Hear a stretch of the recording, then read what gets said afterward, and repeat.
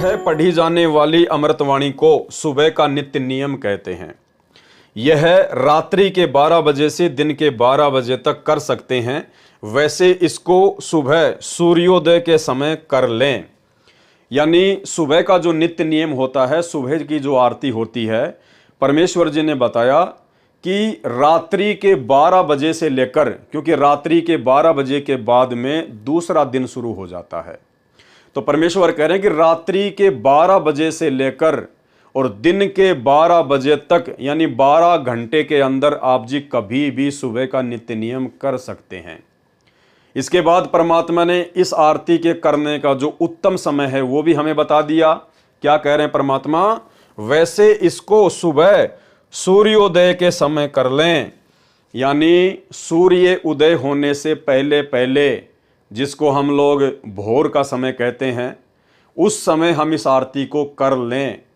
और यदि आपके पास में समय नहीं है, मान लीजिए आपकी नाइट ड्यूटी है और आपको लगता है कि मैं तो 2 बजे फ्री हूँ, रात को मैं तो बैठा हूँ चेयर पर, आपकी सिक्योरिटी गार्ड की नौकरी है, किसी कंपनी में और काम करते हैं, और आपको लगता है कि 2 बज गए, मैं तो फ्री बैठा हूँ, कोई काम ही नहीं है, तो परमेश्वर कह रहे हैं कि रात्रि 12 बजे से लेकर दिन के 12 बजे तक आप जी कभी भी इस पाठ को कर सकते हैं। उसमें कोई दोष नहीं है, कोई नुकसान नहीं है, लाभ समान रूप से ही मिलेगा।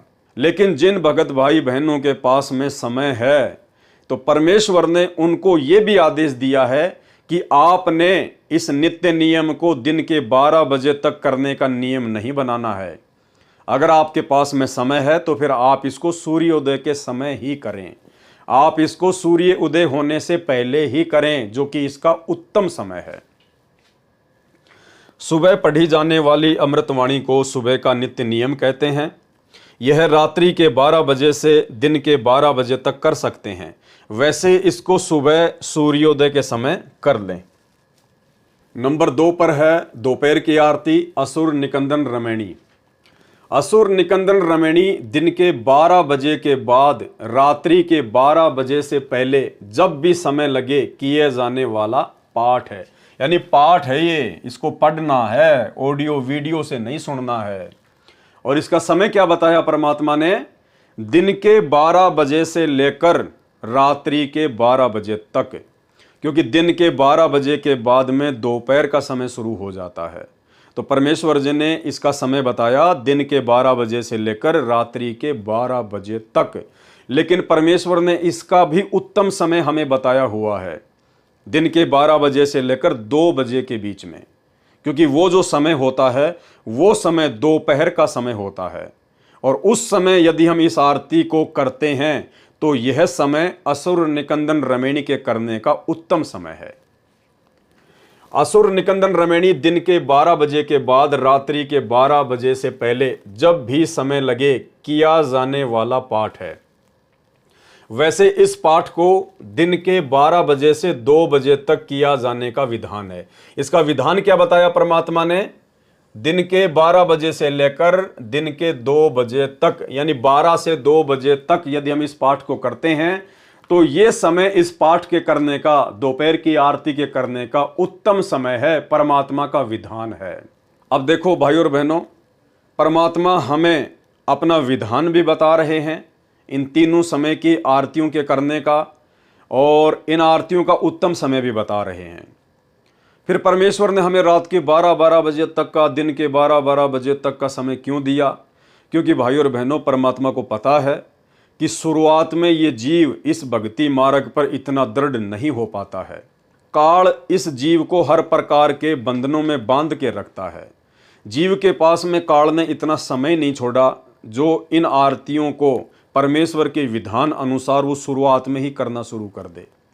इसलिए परमात्मा ने हम तुच्छ बुद्धि जीवों के ऊपर रहम करके परमेश्वर ने हमारे को एक्स्ट्रा समय दे दिया, ताकि हम किसी भी प्रकार से समय निकालकर इन वाणियों को पूरा कर लें, तीनों समय की आरतियों को पूरा कर लें, ताकि नाम दीक्षा लेने के बाद में परमात्मा का विधान ना टूटे। जो विधान परमेश्वर ने हमें बता दिया कि ये तीनों समय की जो आरतियां हैं ये आपको रोजाना करनी है, इसको नित्य नियम कहते हैं, इसको नित्य करना है, रोजाना करना है, नियम और मर्यादा में रह के करना है, तभी हम इन तीनों समय की आरतियों के पाठ का पूर्ण लाभ प्राप्त कर पाएंगे। तो असुर निकंदन रमेणी का परमेश्वर ने समय बताया दिन के 12 बजे के बाद से रात के 12 बजे तक, और परमेश्वर जी ने इसका उत्तम समय भी बता दिया, अपना विधान भी बता दिया कि 12 बजे से 2 बजे तक किया जाने का विधान है। फिर भी कार्य की अधिकता से समय के अभाव में ऊपर लिखे समय में भी कर सकते हैं। यानी ये परमेश्वर ने हमें केवल एक ऑप्शन दिया है रात के 12 बजे तक का या दिन के 12 बजे तक का। कह रहे हैं यदि आपको कार्य की अधिकता है तो आप जी इसको लेट सेट जरूर कर लें, लाभ समान ही मिलता है। नंबर 3 पे है संध्या आरती। संध्या आरती यह पाठ शाम को सूर्यास्त के समय करना चाहिए। संध्या आरती का उत्तम समय क्या बताया परमात्मा ने? सूर्यास्त के समय, यानी जब सूर्य छिप जाता है, जब सूर्य अस्त हो जाता है, उस समय हमने संध्या आरती शुरू कर देनी चाहिए।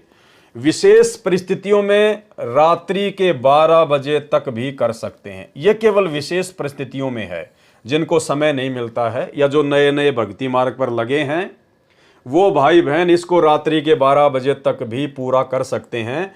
और जब हमें परमात्मा का ज्ञान अच्छे से समझ में आने लग जाए और यदि हमारे अंदर परमात्मा की भक्ति को विधि विधान से करने की चेतना आनी शुरू हो जाए तो फिर हमने परमेश्वर जी के द्वारा जो ठीक का समय बताया गया है सूर्यास्त के समय, उसी समय हमने अपने सर्व कार्यों को छोड़कर परमात्मा की भक्ति को सबसे पहले महत्व देते हुए इन पाठ को शुरू कर देना चाहिए।